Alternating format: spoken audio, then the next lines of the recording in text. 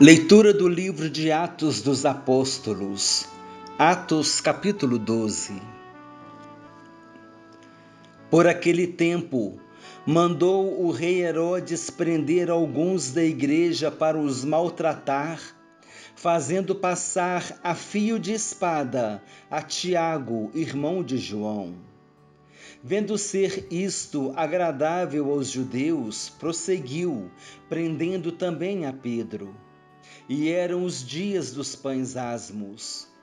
Tendo-o feito prender, lançou-o no cárcere, entregando-o a 4 escoltas de 4 soldados cada uma, para o guardarem, tencionando apresentá-lo ao povo depois da Páscoa. Pedro, pois, estava guardado no cárcere. Mas havia oração incessante a Deus por parte da igreja a favor dele.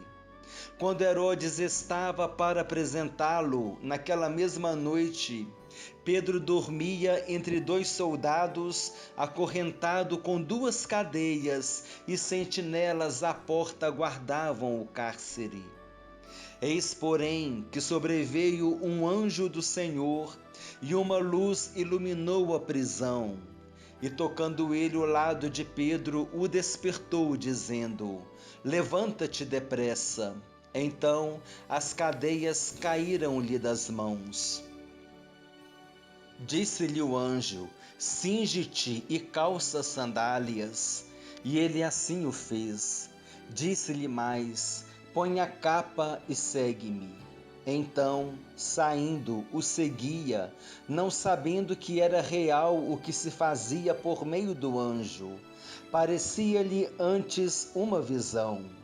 Depois de terem passado a primeira e a segunda sentinela, chegaram ao portão de ferro que dava para a cidade, o qual se lhes abriu automaticamente e, saindo, enveredaram por uma rua e logo adiante o anjo se apartou dele. Então Pedro, caindo em si, disse: Agora sei verdadeiramente que o Senhor enviou o seu anjo e me livrou da mão de Herodes e de toda a expectativa do povo judaico.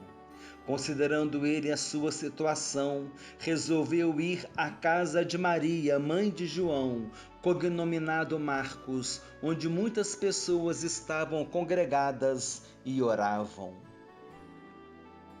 Quando ele bateu ao postigo do portão, veio uma criada chamada Rode ver quem era.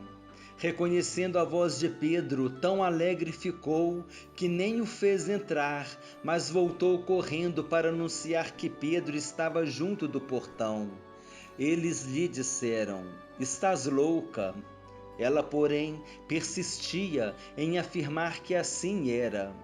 Então disseram: É o seu anjo. Entretanto, Pedro continuava batendo. Então eles abriram, viram-no e ficaram atônitos.